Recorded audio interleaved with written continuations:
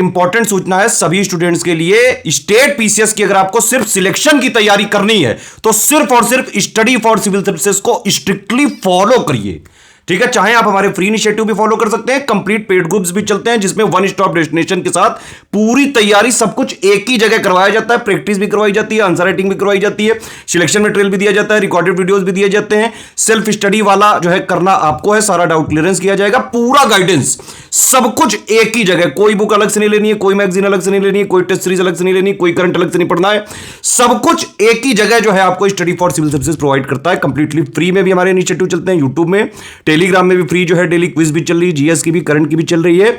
UP PCS की complete सिर्फ और सिर्फ सिलेक्शन की तैयारी करनी है, प्रीलिम्स की, मेंस की, इंटरव्यू की, तो स्टडी फॉर सिविल सर्विसेज को आप ज्वाइन करें। बीपीएससी की चाहे 71 वाले की हो, 70 वाले की हो, यूपी पीसीएस की चाहे 2024 की प्री मेंस की हो, 2025 की हो, सारे कोर्सेज चल रहे हैं। इवन राजस्थान पीसीएस का कोर्स चल रहा है, एमपी पीसीएस का कोर्स चल रहा है, उत्तराखंड 2025 की कंप्लीट प्रीलिम्स और मेंस की तैयारी का कंप्लीट सिलेक्शन तक की तैयारी का कोर्स चल रहा है लगातार स्टडी फॉर सिविल सर्विसेज पर।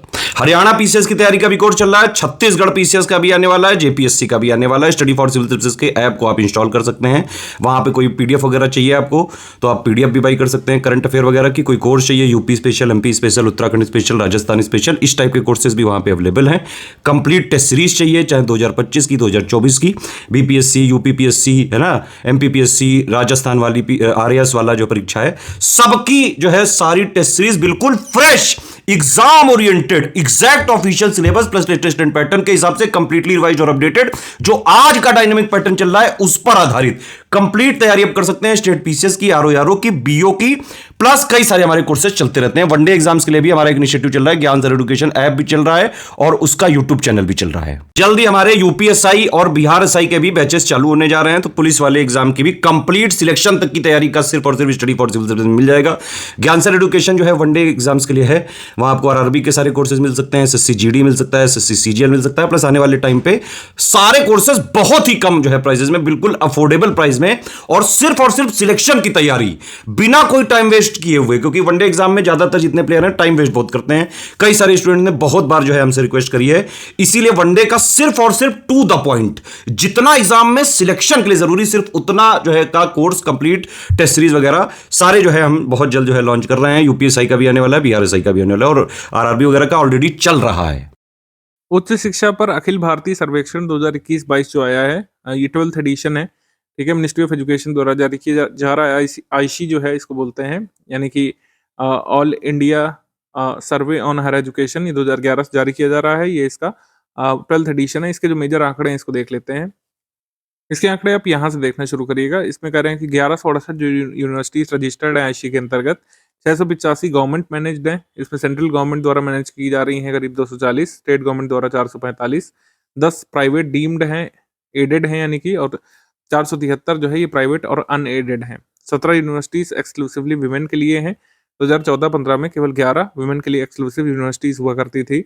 2021-22 तक 18 ओपन यूनिवर्सिटीज हैं, एक सेंट्रल यूनिवर्सिटी उसमें से है, 16 स्टेट यूनिवर्सिटी और एक स्टेट प्राइवेट यूनिवर्सिटी, ठीक है। अब इसमें नंबर ऑफ छात्र वगैरह ये सब तो नहीं जरूरी है, राज्यवार आंकड़े जरूर इसमें देख लीजिएगा। जैसे top 6 states with maximum student enrolment, सबसे ज्यादा स्टूडेंट एनरोलमेंट उत्तर प्रदेश के पास है, फिर महाराष्ट्र के पास है, फिर तमिलनाडु के पास है, फिर मध्य प्रदेश के पास है, फिर वेस्ट बंगाल और फिर राजस्थान के पास है जो है स्टूडेंट रजिस्टर एनरोलमेंट के मामले में, ठीक है। और इन सारे स्टेट्स को मिला दें तो 50% ज़्यादा पूरे देश का एनरोलमेंट इन राज्यों से आता है। एक ही आंकड़ा इसमें देख लीजिएगा, 2021-22 में हाईएस्ट शेयर जो है फॉरेन स्टूडेंट्स का जो है वो कहाँ से, किस मतलब कह सकते हैं नेशन से आता है। सबसे ज़्यादा नेपाल के छात्र यहाँ पर पढ़ते हैं फॉरेन स्टूडेंट्स में से, फिर अफगानिस्तान के, फिर यूएस के, फिर बांग्लादेश के, फिर यूएई के और फिर भूटान के। Top 5 district having maximum number of colleges, Bengaluru urban में 1106 कॉलेजेस हैं, जयपुर में 706 हैं, हैदराबाद में 491 कॉलेज हैं, पुणे में 475 और प्रयागराज में 398 कॉलेजेस हैं। States with maximum number of colleges, सबसे ज़्यादा कॉलेज उत्तर प्रदेश में है, और फिर महाराष्ट्र में सबसे ज़्यादा कॉलेज हैं संख्या के मामले में, फिर कर्नाटक में है, फिर राजस्थान में, फिर तमिलनाडु में।